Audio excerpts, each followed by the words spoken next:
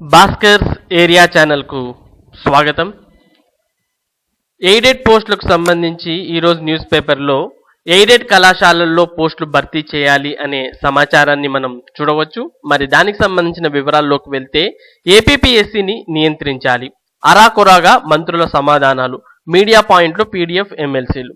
రాష్ట్రంలోని 179 aided degree కళాశాలల్లోని 5,000 అధ్యాపక పోస్టులను భర్తీ చేయాలని ఏపీపీఎస్సీని ప్రభుత్వం నియంత్రించాలని పీడీఎఫ్ ఎమ్మెల్సీలు KS Lakshmana Rao, Y Srinivasulu Reddy, I Venkateswara Rao, Ramu, Surya Rao demand చేశారు.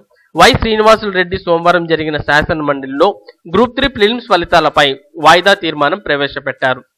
దీనిపై లక్ష్మణరావు మీడియా పాయింట్లో మాట్లాడుతూ ఏపీపీఎస్సీ ప్రకటించిన ఫలితాల్లో 1:12 నిష్పత్తిలో అభ్యర్థులను ఎంపిక చేస్తోందని, దీంతో 13 జిల్లాల్లోని వేలాది మంది ఉద్యోగులు నష్టపోతున్నారని అన్నారు. దీన్ని మార్చి 1:50 నిష్పత్తిలో ఎంపిక చేయాలని నిరుద్యోగులు గతంలో సీఎం, సీఎస్ దృష్టికి తీసుకెళ్లారని, కానీ ప్రభుత్వం పట్టించుకోలేదని అన్నారు. ఇప్పటికైనా ఫలితాలు మార్చాలని కోరారు. వై శ్రీనివాసులు రెడ్డి మాట్లాడుతూ రాష్ట్రంలో ఎయిడెడ్ విద్యా సంస్థల్లో అధ్యాపక పోస్టులకు వేతనాలను ప్రభుత్వం చెల్లిస్తోందని, దాంతో వాటిని పూర్తిగా స్వాధీనం చేసుకోవాలని లేదా వాటిలో అన్ని పోస్టులను భర్తీ చేయాలని కోరారు.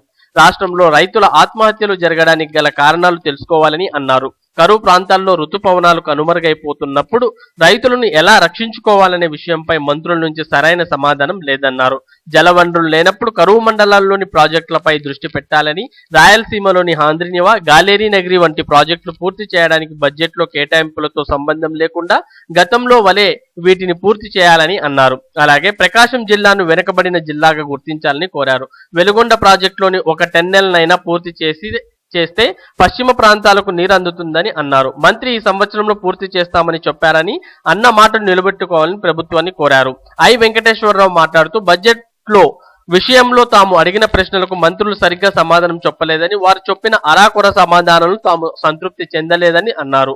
బడ్జెట్ విషయంలో గత ప్రభుత్వం ఇచ్చిన దానికంటే మేము ఎక్కువే కేటాయించాం అనే పోలిక ధోరణిలో ఉన్నారు, కానీ కేటాయించింది తక్కువగా ఉంది. కేటాయింపులు పెంచమంటే పట్టించుకోవడం లేదని తెలిపారు. డిఎస్సి నియామకాలు పూర్తి కాలేదని, 7,000 పోస్టులు ఇచ్చినా ఇంకా 20,000 పోస్టుల నోటిఫికేషన్ ఇవ్వాల్సిన అవసరం ఉందని, అలాంటి డిఎస్సి ప్రస్తావన బడ్జెట్ లో లేదని అన్నారు. అలాగే ప్రభుత్వ ఉద్యోగులకు ఐఆర్ వర్తింపు విషయం, సిపిఎస్ విధానంలో అస్పష్టత ఉందని అన్నారు. ఉద్యోగులకు, ఉపాధ్యాయులకు సంబంధించి డిపార్ట్మెంట్ టెస్టులు రాసే దానిలో నెగిటివ్ మార్కుల విధానం తీసేయాలని కోరామని అన్నారు. దీనిపై వాయిదా తీర్మానం ఇచ్చామని తెలిపారు. రాము, సూర్యారావు మాట్లాడుతూ ప్రజలు జగన్ను నమ్మి ఓట్లేశారని, దాన్ని నిలబెట్టుకోవాలని కోరారు. మరి ఇదే విషయాన్ని మరో న్యూస్ పేపర్లో కూడా చూడొచ్చు.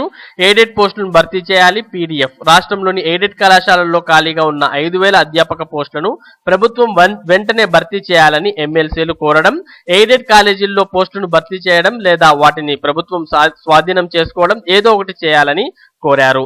మరి ఇంతకు ముందు చెప్పినటువంటి అవే విశేషాలని ఇక్కడ కూడా మనం చూడవచ్చు. సో టోటల్ గా ఎయిడెడ్ కళాశాలల్లో ఉన్నటువంటి పోస్టులను టోటల్ గా 5,000 ఖాళీలు అనేవి ఎయిడెడ్ కళాశాలల్లో ఉన్నాయి.